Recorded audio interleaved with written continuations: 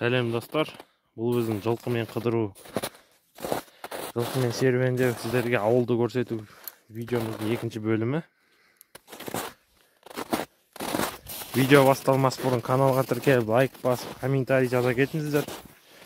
Комментарийде сіздің үйлеріңізде қандай тұқымды жылқы бар екен, соны жаза кетіңіздер. Сіздерге қандай тұқымдағы жылқылар қатты ұнайды, соны да жаза кетсеңіздер болады. Жирен тайыммен мен бүгін серуендеп жүрмін.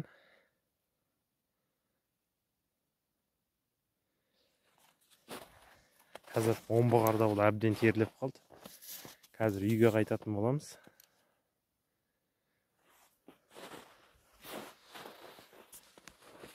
Тауларды көрдіңіздер ме?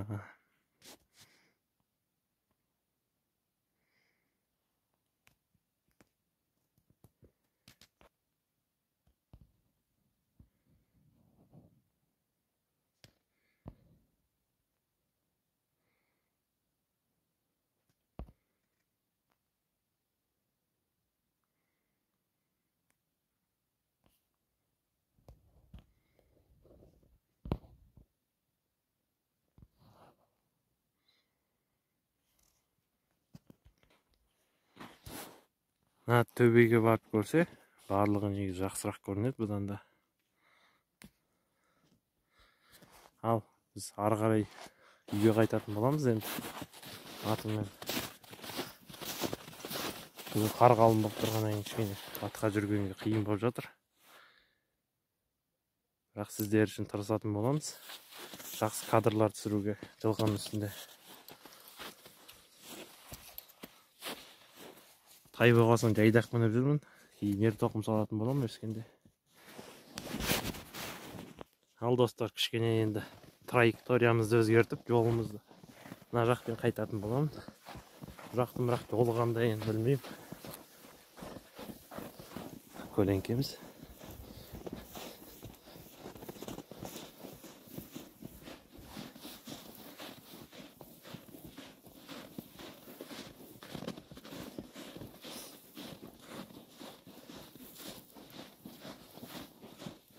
Видеоны телефонмен түсіріп жүргеннен кейін качествосы кішкене төмен болғанына кешіріңіздер.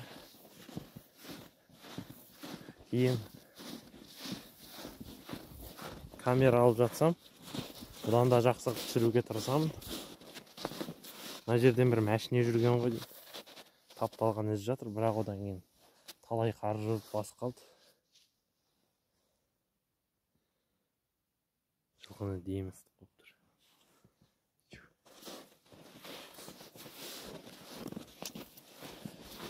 Келесі видео жылқыны қалай суытқаны жайлы болады.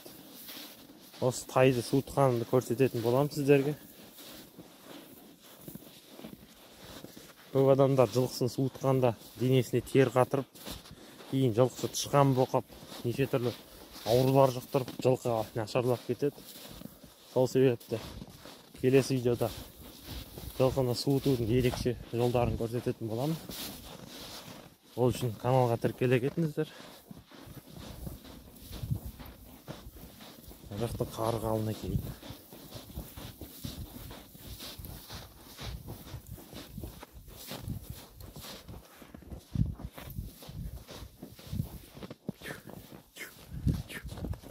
Кішкене жорғалап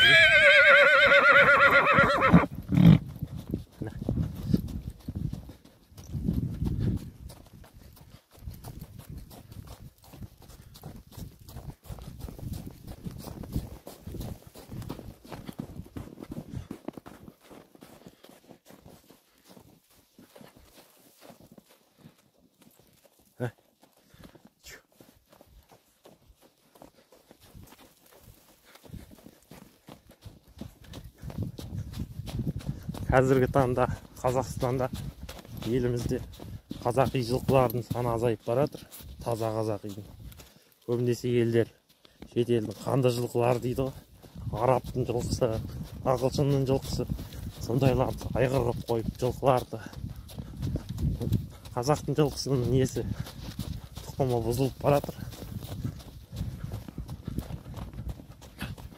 Негізі осы қазақтың жеріне ең төзімді жылқысы ол қазақи жылқы.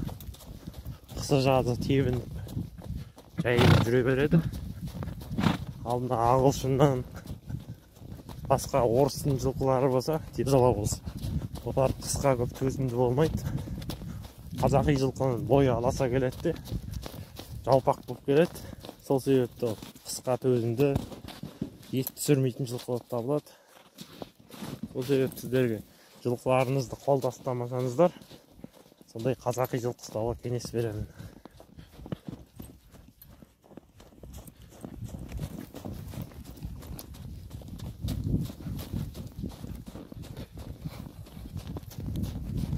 Үйге қайтып баратырмыз қазір.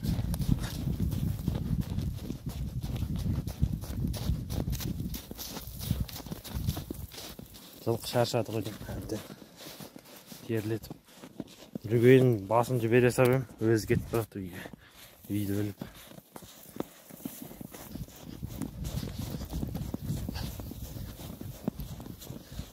Төрт километр жол жүрдік біз. Ары бері барғанға сол 8 километр жолды.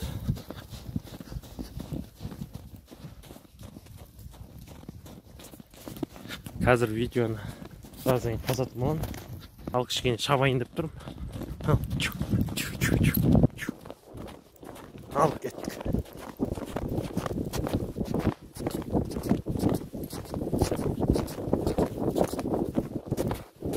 Осындай шолған сайларды байқаңыздар. Жылқының аяғын бір тоғыларыңыз мүмкін.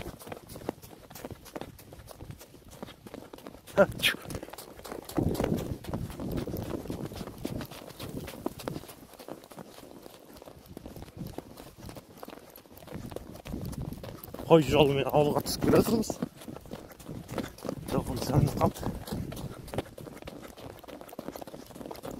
Біз мына сайдан өтіп кетейік, сосын ары қарай шабатын боламыз.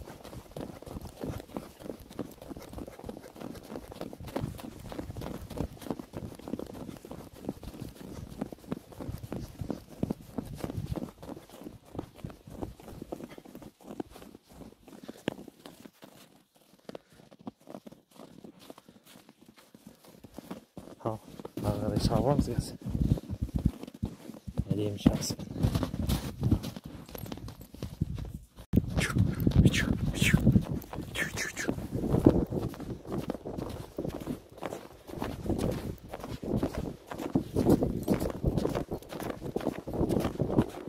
Ой, дач.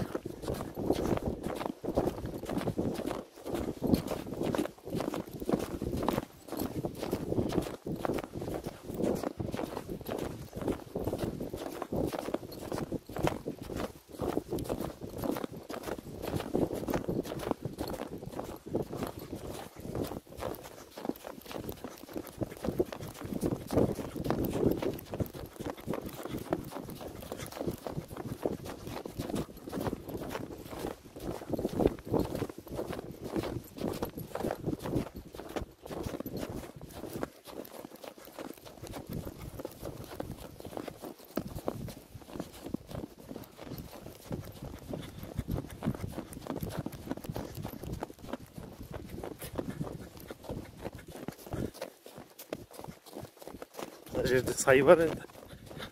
Ары қарай шаба алмаймын. Сайдан өткеннен тағы бір шауып, сонымен видеоны аяқтайық достар.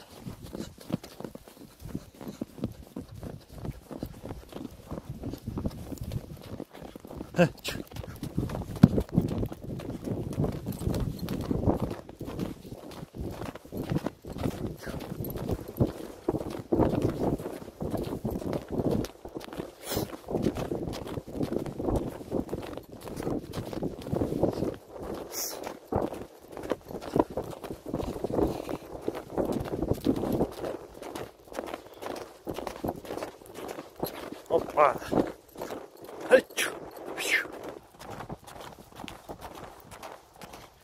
Әдемі шабыс болып келеді достар. Достар, осымен видео аяқталды. Видео ұнаса каналға тіркеліп, лайк басып, комментарий жаза кетіңіздер. Келесі кездескенше.